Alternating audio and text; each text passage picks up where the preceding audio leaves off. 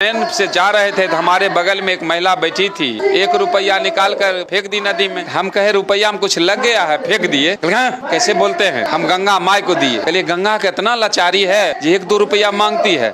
कैसे बोलते हैं, गंगा माई को दिए 1 को 2 देंगे क्या? वो कलिए दोना करने का क्या मशीन है गंगा ने? कलिए आप क्या करती हो? कल के हम शिक्षिका हैं। कलिए कितना वेतन है? 45,000। कहते 45,000 डाल दो। जब दोना करने का मशीन है, जितना डालेंगे उतना न डबल होगा। 4500 डाल दो, 90 हो जाएगा। कल क्या आपके पति गंगा नहाते हैं कि नहीं? कल के हाँ नहाते हैं। कल ये डूब लगाने मत देना। अगर डूब लगाएंगे तो 1 पति के बदला 2 पति हो जाएगा, झंझट का घर हो जाएगा। अब हम पर उलझ गई। अरे दोना करने का मशीन है तो जो चीज डालेंगे सब ने डबल होगा सर। तो ये इतना अंधविश्वास। अगर गंगा नहाने से पाप धुल जाते, देश में इतना जेल जो है किस लिए है? अपराधी को गंगा नहाओ फ्री कर दो, पाप धुल जाएंगे। जेल की क्या जरूरत? डायन में मारने की शक्ति होती तो भारत सरकार इसी को सीमा पर बहाल करती। क्या जरूरत था आधुनिक हथियार और सेना लगाने? उसको करोड़ों महीना देकर सरकार को खर्च नहीं बढ़ता और दुश्मनों को मंत्र से मार गिराता। डायन एक गाली शब्द है। किसी अफसर घर में महिला डायन नहीं होती है। अधिकारी लोगों को कभी भूत नहीं पकड़ता है। जहाँ शिक्षा का अभाव है वहीं डायन है, वहीं ओझा है। गरीब निसहाय है, महिला है, गरीब है, उसी को डायन कहा जाता है। अमीर घर की महिला के डायन नहीं कहा। आज तक हम नहीं देखे हैं कोई अफसर को भूत पकड़ते हुए या ओझा भगत कहीं नहीं देखे हैं। मैट्रिक पास हो, दूसरा तीसरा पास ओझा भगत बनता है। स्वर्गीय बन गए, जीवित में ही स्वर्गीय हो गए, आप मरने के बाद होता है। अरे जीते जी तो हमको अछूत कहता है। जीते जी हमारे साथ में पंगत में बैठ कर नहीं खाता है पाखंड, और मरने के बाद हमको स्वर्ग भेजेगा। जिंदे में स्वर्ग नरक सब यहाँ है, मरने के बाद कहीं कुछ नहीं है। हम स्वर्गीय लिखते हैं। हमारे पिताजी मर गए, कहे नहीं इनको स्वर्ग भेजने की जरूरत नहीं है। आदि से आज तक जो मरा है सब स्वर्ग में गया है, वहाँ तिल रखने का जगह नहीं होगा। हमारे पिताजी मध्यम वर्ग के हैं, वहाँ उनको चैन से रहने नहीं देगा। इसलिए पिताजी को हम स्वर्ग नहीं नरक भेजने का काम किए, और पूरे नरक का मालिक हमारे पिताजी हैं। हम स्वर्ग में है, हमको स्वर्ग का लाइसेंस लेने की जरूरत नहीं है उससे। हम स्वर्ग में है और धरती पर स्वर्ग है और नरक है। कहता मरने के बाद जी नहीं, मरने के बाद अगर स्वर्ग होता तो हमको तो उससे भेंट हुआ। हम उससे पूछे जे स्वर्ग किसको भेजते हो? कहा अच्छा कर्म करेगा उसको स्वर्ग, बाकी को नरक। हम उससे पूछे जे आदि से आज तक नेक व्यक्ति मर गया स्वर्ग चला गया कोई बात नहीं है। एक चोर बेईमान अपराधी भी मरता है तो उसमें भी स्वर्गीय लगता है, तो नरक किसके लिए? तो चुप हो गया। हम कहे अच्छा एक बात बताओ, स्वर्ग भेजने का आप काम करते हो तो हमारा कहना है तुम्हारा आना जाना बराबर होता होगा। वहाँ का थोड़ा आता पता लिखा दो, वहाँ का कोई कॉन्टेक्ट नंबर है तो हमको दो। हम एक बार सफर करना चाहते हैं, खर्च मेरा जो लगे। तो चुप हो गया। इसका मतलब पाखंड है। स्वर्ग नरक धरती पर है, मरने के बाद कहीं कुछ नहीं है। मरने के बाद जला के राख कर देता है, पानी में बह जाता है। कौन जाता है स्वर्ग नरक? ये सब दुकानदारी है। जब तक मुस्लिम है तो SC ST OBC हिंदू में आते हैं। मुस्लिम भारत छोड़ देगा तो इसको अछूत और नीच के सिवा कुछ कहने वाला नहीं है। हमको हिंदू के कहेगा, हमको अछूत और नीच कहेगा। जो आज से सैकड़ों साल पहले जो व्यवस्था था उस व्यवस्था की कैटेगरी में रखेगा हम लोग। नोट तो अछूत है। नोट तो हम बार बार कहते हैं ये नोट किनके हाथ गया पता नहीं। किसी नेक व्यक्ति के हाथ गया, अपराधी के हाथ गया, गाय काटने वाला का हाथ गया, बकरी काटने वाला का हाथ गया। सबसे अछूती नोट है। मंदिर मस्जिद में नोट चढ़ाना बंद कर दो। नोट चढ़ाना जिस दिन बंद कर देगा तो हम समझते हैं कि हम लोग जो अछूत जो है ना, अछूत नहीं रहेंगे, इंसान हो जाएंगे। क्योंकि अछूत कहने वाला ही नहीं मिलेगा। जिस दिन मंदिरों में चढ़ावा बंद हो जाए, पंडित झांकने तक नहीं जाएगा। देश के जाने माने मानववादी जादूगर स्वर्गीय सियाराम महतो जी इस वक्त मेरे साथ है, जो पूरे देश में भ्रमण करके लोगों को जागरूक कर रहे हैं। अपने जादू के माध्यम से ये बताने की कोशिश करते हैं कि जादू कोई चमत्कार नहीं है बल्कि वह विज्ञान है। जो चीज जानकारी से दूर है उसको जादू कहते हैं। ऐसा स्वर्गीय सियाराम महतो जी बताते हैं। यूपी के इटावा में 2 यादव कथावाचक के साथ जिस तरीके का अपमानजनक घटना होता है, जिसको लेकर पूरे देश में यादव समाज से लेकर तमाम बहुजन समाज के लोग आहत हुए। क्या कहेंगे जादूगर जी, जिस तरीके से यूपी के इटावा में यादव समाज के 2 कथावाचक की चुटिया काट ली गई, उनका बाल मुंडन कर दिया गया, और पहले गंगा जल से शुद्धिकरण किया जाता था, गाय के मूत्र से शुद्धिकरण किया जाता था, लेकिन अब ब्राह्मणी यानी एक ब्राह्मण महिला के पेशाब से शुद्धिकरण किया गया। मेरा कहना है कुछ भी नहीं हुआ। हमको मैसेज आया जे इस ढंग से घटना हुआ, इस पर क्या किया जाए। हम तो कहे बाबा साहब के संविधान अगर पढ़ते या उससे कोई कार्यक्रम करते, अगर इस ढंग का कोई लफड़ा हो जाता तो जो व्यवस्था हमको चाहिए सारा व्यवस्था हम कर देते वहाँ।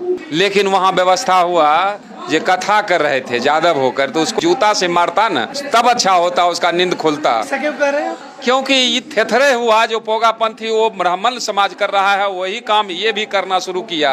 ये तो पहले यूपी के यादव और कुशवाहा अपने को सवर्ण समझते थे। जब सरंगी वाले को गद्दी मिला, अखिलेश जी की गद्दी छूटी और गद्दी को शुद्धिकरण किया गया, तब नहीं इनको औकात का पता चला कि नहीं हम भी शूद्र हैं, अछूत हैं, नीचे हैं। और नहीं तो शूद्र समझ भी नहीं करते थे यादव और कुशवाहा यूपी के। और जब ये लात घोषा लगा है तब पता लगा है हम भी अछूत हैं, नीच हैं। और ये पूजा और पाठ कथा कहवाने गए तो पहले तो गाय का मूत्र से पवित्र किया जाता था हर जगह को, या अछूत छू दिया।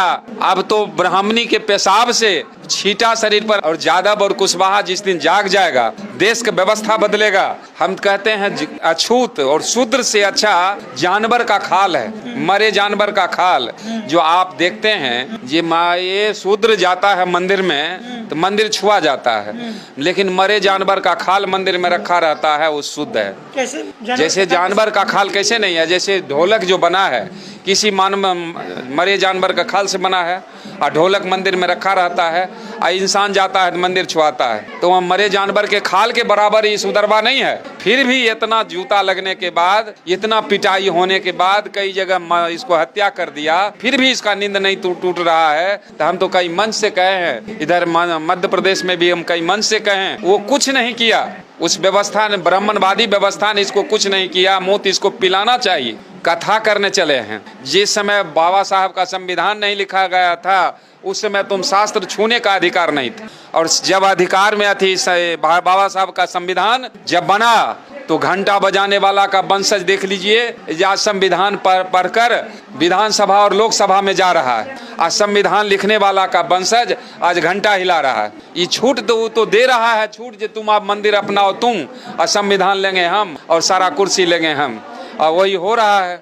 जिन लोगों ने अपमान किया कथावाचक का, ये तो हो गया कि आप गुस्से में है तो अपने समाज को कह रहे हैं कि उसको पीटता तो ठीक रहता। लेकिन सवाल अब यह है कि वो लोग जो ब्राह्मण समाज के लोग हैं या सवर्ण समाज के लोग जो कहते हैं कि हिंदू राष्ट्र बनाएंगे, वो लोग कह रहे हैं कि ये जात छुपाकर कथा कहने आ गया, केवल अधिकार ब्राह्मण को है कथा कहने का। जब भगवान अगर होते तो जातिवाद नहीं होता। भगवान सबके होते हैं, लेकिन भगवान कुछ है ही नहीं। पंडित भी समझ रहा, पंडित जी भी समझ रहे नहीं पत्थर भगवान, और सबको सच्चाई कहे कैसे चली दुकान। वो दुकानदारी को चलाने के लिए कह रहा है पत्थरे सब कुछ है। जिसको जानवर समझ लेता है जी बेकार चीज है, और ये इंसान नहीं समझ रहा है। जो व्यवसाय पाखंड कर रहा है वही व्यवसाय हमारा समाज भी करना शुरू कर दिया। तो इसका खिंचाई होना जरूरी है, पिटाई होना जरूरी है, ताकि हम कह रहे हैं एक बगल कह रहे हैं सुधरो, एक बगल वो पत्थर में फंसा रहा है हमारा लोग। पत्थर का दिमाग जिसका है वो पत्थर के पीछे लगा रहता है। गोबर को जैसे सत्यनारायण कथा होता है तो गाय का गोबर मंगवाता है, पंडित क्या छूता है? जिसके पूजा होता है जिसके यहाँ, उसी के से मंगवाता है। वो जानता है ये विष्ठा है, मल है, और वो कहता है रख दो केला पत्ता पर, दूसरे केला पत्ता पर ढक देता है, और उसको भगवान बनाकर उस पर मेवा मिष्टान सब चढ़वाता है। और मेवा 1 घंटा 1.5 घंटा के लिए उसको भगवान बनाता है गोबर को, और सारा मेवा मिष्टान जितना है सब पंडित के झोड़ा में जाएगा, और कहेगा ठाकुर जी के कचरा में फेंक दो। जब मेवा मिष्टान तू उठा के ले जा रहा है तो ठाकुर जी की भी ले जाओ। इसलिए गोबर को गणेश नहीं बनाया, पुजारी को जो पूजा करवाता है उसके दिमाग में देखा गोबर ठुसता है, गोबर को पैखाना को भगवान ही मान लिया, तो इसको जो कहेंगे सो सुनेगा। तो उसका इंटरव्यू है जी गोबर कब तक मल को भगवान कहते रहेगा। जिस दिन ये समझ में आ जाएगा हर चीज का मल मल है, उस दिन तो व्यवस्था बदल जाएगा। आप क्या कहते हैं, क्या गोबर को मानने से गणेश नहीं बनेगा? किसी कीमत पर नहीं। गोबर घर में रख दो रात भर के लिए, देखो हजारों कितना कीड़ा पड़ जाता है। क्या तर्क है आपका? वो कहता है मानवत देव नत पत्थर, हम कहते हैं मानवत फिटकिरी नत मिश्री। खाकर देखो मीठ लगे तब न, मानवत गोबर नत हलवा, खाकर देखो। अरे किसी चीज का मल तो मल है ना, लेकिन हम क्या कहें। आप कहते हैं गाय भी पाले हुए हैं, मूत्र कहते हैं दान में देने के लिए। जिस समय आप कहता था गाय का मूत्र दान में आती पवित्र है, तो हम कहते हैं ये इतना पवित्र चीज है तो हम तो 4 गो गाय पाले हैं, और कम से कम 50 लीटर रोज तैयार होता है गोमूत्र। हम कहते हैं जिसको ले जाना है ले जाओ, और वो जो पवित्र कहने वाला पंडित जी आते हैं उसको 1-2 लीटर के दे दो दान में। क्या लेगा वो दान में? मजाल है वो जानता है मूत है। कुत्ता इस बात को समझता है। एक कटोरे में दूध रख दीजिए, 1 कटोरे में मूत रख दीजिए, और कुत्ता को छोड़ दीजिए, कुत्ता दूध पिएगा कि मूत? किसी कीमत पर मूत पिएगा? क्योंकि उसको समझ में है जो बेकार चीज है, लेकिन हमारे बहुजन को समझ में नहीं है ये गोबर क्या है, अब पत्थर क्या है, इसको समझ में नहीं आता है जी क्या है। इसको ढौआ समझ के इसको ढो रहा है। बाप दादा ढो लिया, हम भी ढो रहे हैं। आने वाला पीढ़ी जब जागेगा ना तो कहेगा हमारा बाप दादा इतना पढ़ा लिखा था, मास्टर था, डॉक्टर था, इंजीनियर था, लेकिन उसके दिमाग में खाली गोबर था, जो आज तक उसको समझ में नहीं आया जो हम आज समझ रहे हैं। हम कहते हैं आने वाले पीढ़ी से गाली से हम बचें, इसके सुधार के लिए हम पूरा देश घूम रहे हैं और लोगों को बता रहे हैं कि धरती पर सब कुछ है, मरण जन्म से पहले कुछ नहीं था, मरने के बाद भी कुछ नहीं है। इसी जीवन जो है ना जन्म से शुरू होता है और मृत्यु के बीच में ही सब कुछ, और जन्म और मृत्यु का मुहूर्त नहीं है और रोज मुहूर्त के चक्कर में जा रहे हैं। कि आप जब ट्रेन से जा रहे थे तो गंगा में एक महिला पैसा फेंक दी, तो चाहे कि वो बताया। ये तो ढेर दिन हो गया। हम एक नदी में सफर कर रहे थे तो ट्रेन से जा रहे थे तो हमारे बगल में एक महिला बैठी थी, 1 रुपया निकाल कर फेंक दी नदी में। हम कहे रुपया में कुछ लग गया है, फेंक दिए। कैसे बोलते हैं, हम गंगा माई को दिए। कहलिए गंगा का इतना लाचारी है जो 1-2 रुपया मांगती है, कैसे बोलते हैं गंगा माई को दिए 1 2 देंगे। कल के ओ कलिए दोना करने का क्या मशीन है गंगा ने। कलिए आप क्या करती हो, कल के हम शिक्षिका हैं। कलिए कितना वेतन है, 45,000। कहते 45,000 डाल दो। जब दूना करने का मशीन है, जितना डालेंगे उतना ना डबल होगा। 4500 डाल दो, 90 हो जाएगा। कल क्या आपके पति गंगा नहाते हैं कि नहीं? कल के हाँ नहाते हैं। कल ये डूब लगाने मत देना, अगर डूब लगाएंगे तो 1 पति के बदला 2 पति हो जाएगा, झंझट का घर हो जाएगा। अब हम पर उलझ गई। अरे दूना करने का मशीन है तो जो चीज डालेंगे सब ने डबल होगा सर। तो ये इतना अंधविश्वास। नहाने से पवित्र नहीं हुआ दलित पिछड़ा। अगर गंगा नहाने से पाप धुल जाते तो देश में इतना जेल जो है किस लिए है? अपराधी को गंगा नहाओ फ्री कर दो, पाप धुल जाएंगे, जेल की क्या जरूरत। अरे ये सब पाखंड है, ये सब दुकान है पाखंडियों का, जिसमें हमारा समाज सुधरना नहीं चाहता है। हम तो कहते हैं सुधरना तो पक्का है, क्या तो मिशनरी लोगों की बात से, ना तो मनुवादी के लात से। जब लात जूता लगता है, पेशाब इसको पिलाएगा ना, समझ में आ जाएगा कि हम कहाँ हैं। नोट आप कहते हैं नोट सबसे अछूत चीज है, कैसे? नोट तो अछूत है, नोट तो हम बार बार कहते हैं ये नोट किनके हाथ गया पता नहीं। किसी नेक व्यक्ति के हाथ गया, अपराधी के हाथ गया, ये रखिए गाय काटने वाला का हाथ गया, बकरी काटने वाला का हाथ गया। सबसे अछूती नोट है।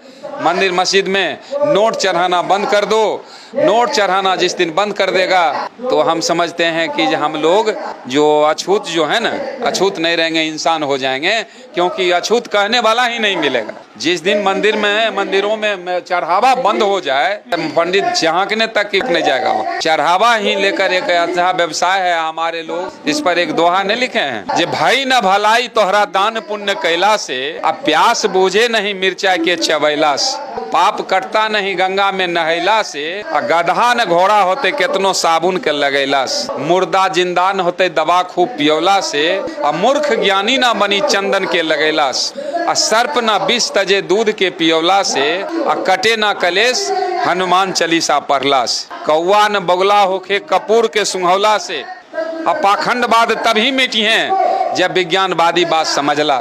जिस दिन हमारा लोग समझ जाएगा पाखंड समाप्त हो जाएगा। जब तक मुस्लिम है तो SC ST OBC हिंदू में आते हैं। मुस्लिम भारत छोड़ देगा तो हमको हिंदू के कहेगा, हमको अछूत और नीच कहेगा। जो आज से सैकड़ों साल पहले जो व्यवस्था था उस व्यवस्था कैटेगरी में रखेगा हम लोगों को। इसको अछूत और नीच के सिवा कुछ कहने वाला नहीं है। एक बिहार के पूर्णिया में 5 लोगों को जिंदा जला दिया गया, इसलिए कि वो डायन कहकर कि उसके वजह से किसी के बच्चा का मृत्यु हो गया कि मंत्र से। तो क्या इसमें क्या सच्चाई है? क्या? अच्छा आप बताइए, ये 21वीं सदी में लोग चांद पर घर बसाने की बात सोच रहा है लोग, और चांद तक चला गया लोग। अगर डायन में मारने की शक्ति होती तो भारत सरकार इसी को सीमा पर बहाल करती। क्या जरूरत था आधुनिक हथियार और सेना लगाने? उसको करोड़ों महीना देकर सरकार को खर्च नहीं बढ़ता, और दुश्मनों को मंत्र से मार गिराता। डायन एक गाली शब्द है किसी अफसर घर में महिला डाइन नहीं होती है। कोई मतलब अधिकारी लोगों को कभी भूत नहीं पकड़ता है। जहाँ शिक्षा का अभाव है वहीं डाइन है, वहीं ओझा है। कानून तो ऐसा लग गया है कि अगर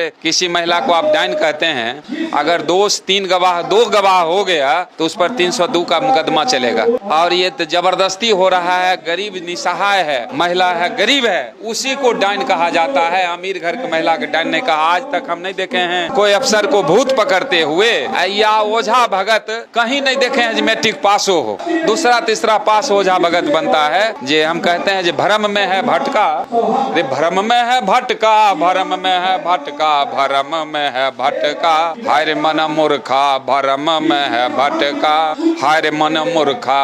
अरे मिटिया के साइन के पिंडी बनैली, असियनुरा देहली तिलका, आ बाल बच्चा मिल सब गोर लगली, आ तैयो न बोलता देवता, रे मूर्खा काहे भरम में भटका।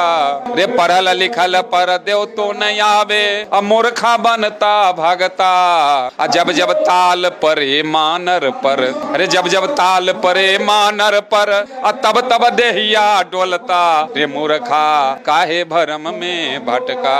अरे पढ़ल लिखल पर देव तो आज तक MA BA PhD कहीं भगत ओझा बना है? तीसरा फेल औंठा छाप, उसी को बेसी मंत्र होता है। आ कहीं तंत्र मंत्र में अगर दम होता, इसका भी स्कूल कॉलेज रहता है, इसका भी कहीं पढ़ाई होता, लेकिन कहीं है। इस पर 4 लाइन का दोहा है, कहना है रे बता दे सजनी है, बता दे सजनी है, बता दे सजनी, रे कैसन जादू टोना मंत्र बता दे सजनी। अरे गाँव गाँव शहर में खुलल, अरे गाँव गाँव शहर में खुलल स्कूल कॉलेजवा, अरे गाँव गाँव शहर में खुलल स्कूल कॉलेजवा। आ कहीं ना पढ़ाई कर, अरे कहीं ना पढ़ाई कर, कैसे बढ़े है नॉलेजवा।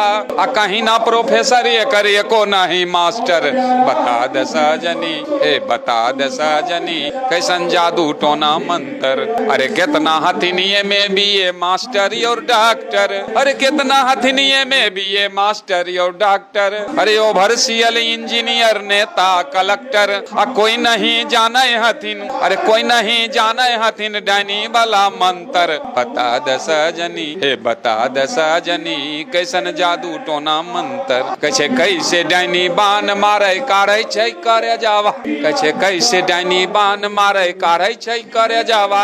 आ कैसे के ऊपर उखाड़े एको नहीं छेदवा। आ कहे छै स्वर्गीय सियाराम, रे कहे छै स्वर्गीय सियाराम, ई समझदारी के अंतर बता दे सजनी, कैसन जादू टोना मंत्र। सब झूठ बात है। मतलब डाइन वाइन किसी को मारता नहीं है मन। केवल ये हवा बना करके लोगों को शोषण करने का, गरीब को प्रताड़ित करने की व्यवस्था है। डाइन गाली शब्द है। स्वर्गीय बन गए तो जीवित में ही स्वर्गीय हो गए आप, तो मरने के बाद होता है। अरे जीते जी तो हमको अछूत कहता है। जीते जी हमारे साथ में पंगत में बैठ कर नहीं खाता है पाखंड, और मरने के बाद हमको स्वर्ग भेजेगा। जिंदे में स्वर्ग नरक सब यहाँ है, मरने के बाद कहीं कुछ नहीं है। इसलिए हम स्वर्गीय लिखते हैं। हमारे पिताजी मर गए, कहे नहीं इनको स्वर्ग भेजने की जरूरत नहीं है। आदि से आज तक जो मरा है सब स्वर्ग में गया है, वहाँ तिल रखने का जगह नहीं होगा। हमारे पिताजी मध्यम वर्ग के हैं, वहाँ उनको चैन से रहने नहीं देगा। इसलिए पिताजी को हम स्वर्ग नहीं नरक भेजने का काम किए, और पूरे नरक का मालिक हमारे पिताजी हैं। और आप स्वर्ग में? हाँ, हम स्वर्ग में है। हमको स्वर्ग का लाइसेंस लेने की जरूरत नहीं है उससे, हम स्वर्ग में है तो। और धरती पर स्वर्ग है और नरक है। तो कहता मरने के बाद होता जी है। नहीं, मरने के बाद अगर स्वर्ग होता तो हमको तो उससे भेंट हुआ। हम उससे पूछे जे स्वर्ग किसको भेजते हो, तो कहा अच्छा कर्म करेगा उसको स्वर्ग, बाकी को नरक। हम उससे पूछे जे आदि से आज तक नेक व्यक्ति मर गया स्वर्ग चला गया कोई बात नहीं है, एक चोर बेईमान अपराधी भी मरता है तो उसमें भी स्वर्गीय लगता है, तो नरक किसके लिए? तो चुप हो गया।